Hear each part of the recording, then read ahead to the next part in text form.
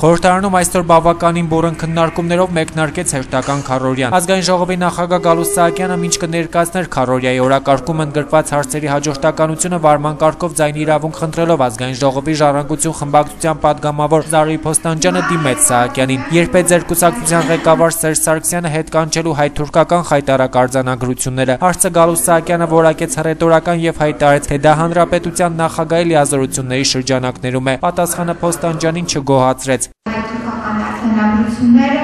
պետք է ուղարկել գրողի ծոցը։ Հիմա ես կարծում եմ, որ Հայաստանի Հանրապետության ազգային ժողովը այդ վայրը չէ, գրողի ծոցը չէ, թեպետ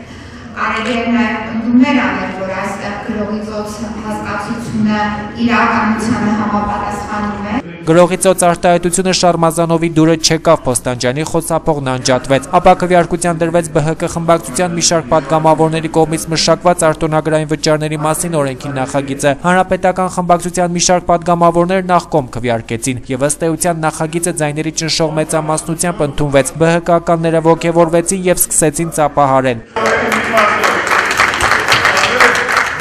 Շտապում եք ուրախանել, Ազգային ժողովի ամբիոնից հայտարարեց փոխնախագահ Էդուարդ Շարմազանովն առաջարկելով կազմակերպել կրկնակի քվեարկություն։ ԲՀԿ-ական Տիգրան Ուրիխանյանը պահանջեց ներկայացնել հիմնավորում։ Շարմազանովի խոսքով հանրապետական որոշ պատգամավորների կոճակները լավ չեն աշխատել։ Գալուստ Սահակյանն էլ նկատեց։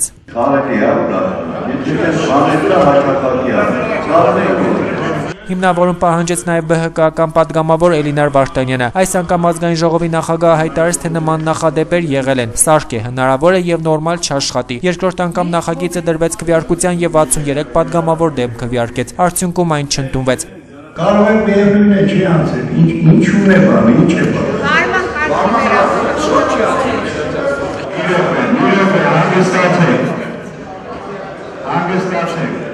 Իստևական ժամանակ աղմուկը նիստերի դալիճում չէր դադարում։ Գալուստ Սահակյանը հանդարտության կոչեր էր անում։ Նախագծի քվեարկությունից հետո խորհրդարանը շարունակեց քառօրյայի աշխատանքները։